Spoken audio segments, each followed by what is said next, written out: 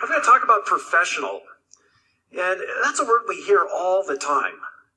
We hear it, we see it, we read it, it's everywhere. We use it so often, I wonder if we really even know, what does it mean? And maybe more importantly, what does being professional mean to you? We can look in a dictionary, and generally we find, three definitions. The first is professional pertains to a profession. It kind of makes me scratch my head. But the second definition adds a little bit more. Professional is someone who's paid for their occupation. Makes sense. And the third typical definition is a professional is someone who's achieved a high level of knowledge and skill. Okay. But when I look out in the audience this evening and I apply those definitions, I think it applies to just about everybody. So why is it in a community full of knowledgeable and skilled and paid workers that label professional is given to so few people? Well, I think it has to do likely with the value of the service that's delivered. So what differentiates a professional, say, from a technician? The technician is a very skilled and savvy, knowledgeable person. But the difference between the two, the professional delivers judgment. Yeah, that considered decision, that valued judgment. In fact, the more uncertainties we face, the more important judgment becomes, and more important the role of the professional. But professional, it's an odd word. I mean, it's not just a label or a title. It also can be used to describe or mean attitudes, behaviors, and actions. Think about it for a minute. If we combine those three, the effect of those three has some pretty profound implications. And the reason is that attitudes drive behaviors. And behaviors drive actions. And then actions reinforce attitudes. And what those three things mean is what they're describing is literally us as individuals. So that tells me that being professional, that can be applied by anyone and everyone. I think that's a good thing. The process of being a professional, it's not an event. Or maybe I should have said that a little more clearly. The whole way of becoming a professional, it's not an event. It's a process. It's a journey. And it takes some real internal drive and motivation. But it's often sparked with interest and desire. That process for me started long ago when I was able to become a member of the Mountain Rescue Team when I was in junior high school. And very early on, I realized and learned the value of being a professional. Because in mountain rescue, uncertainty just abounds. And judgment is mission critical to what we do in mountain rescue.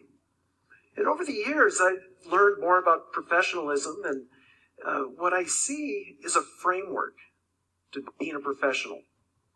And that framework, well, it consists of 4 different aspects.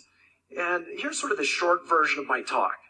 But those 4 aspects to being a professional are simply knowing, doing, helping, and learning.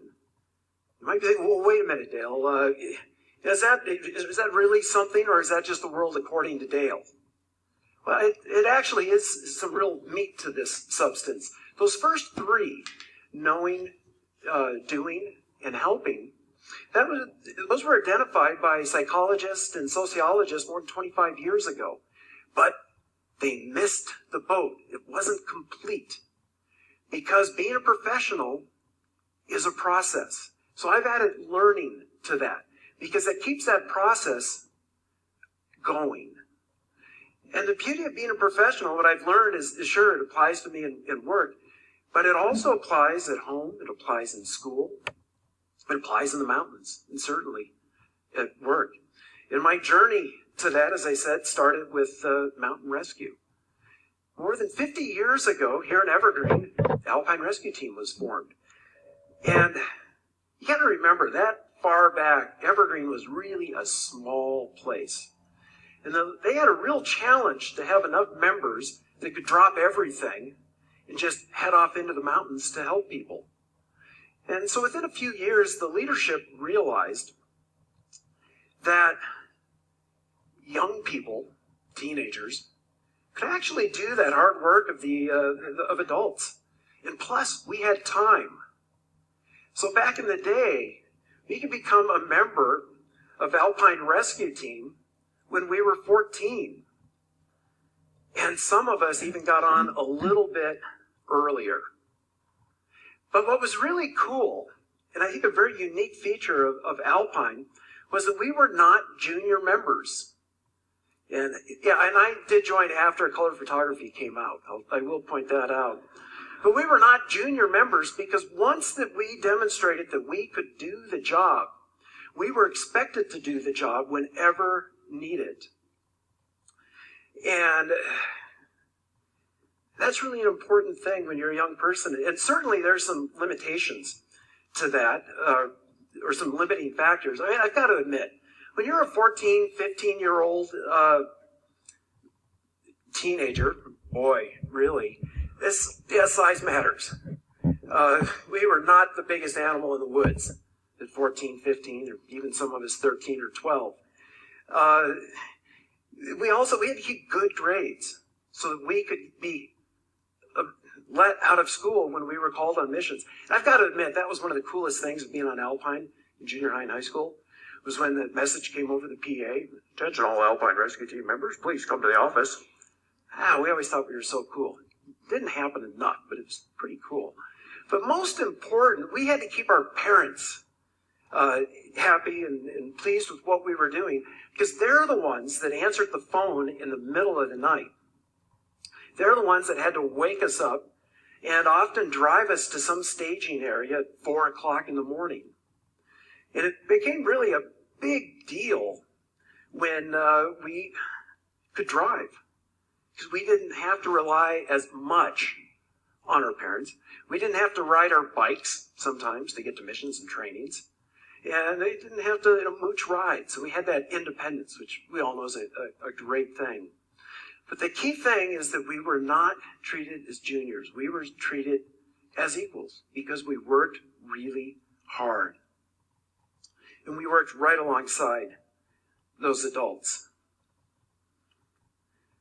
By the time we were in high school, at least some of us were actually starting to lead or direct significant portions of the search and rescues, and even directing the entire operations. This is high schoolers doing this. And also being at that age, there were times when, maybe the biggest thing is when my voice stopped changing. Because it was really hard to call up and order up a helicopter when you call the military, and you wake up a captain or a major in the middle of the night who's now grumpy, and your voice starts cracking. It just didn't go over very well. So we learned very early on to speak with confidence and authority and an even tone to our voice. But we learned a lot. Well, and I've got to say, I'm still at it 40 years later, enjoying it, enjoying all of my colleagues on the team and learning a lot. So with that, I bring a challenge to you guys. And think of it, everything that you're doing or will do, that you do it within this framework or this context of being a professional. And remember those 4 aspects of being a professional. First one, being professional is knowing. And I mean learn everything that you can and as much as you can. And you need to know more than just having an awareness. You need to understand. And take that knowledge and apply it. Start doing something with it. Because when you're doing something with it, you're practicing. And that's where you develop skills. And when you take knowledge and you combine it with skill, you're going to start to realize that there's many options, many solutions to solving problems. That third aspect of being a professional is helping. And we've heard that term given in several different ways tonight. Giving, helping, being there for people. Helping. Professionals help people. Because remember, I said at that highest level, what the professional offers is judgment. Yeah, and in mountain rescue, that judgment comes with a lot of hard work. No doubt about it.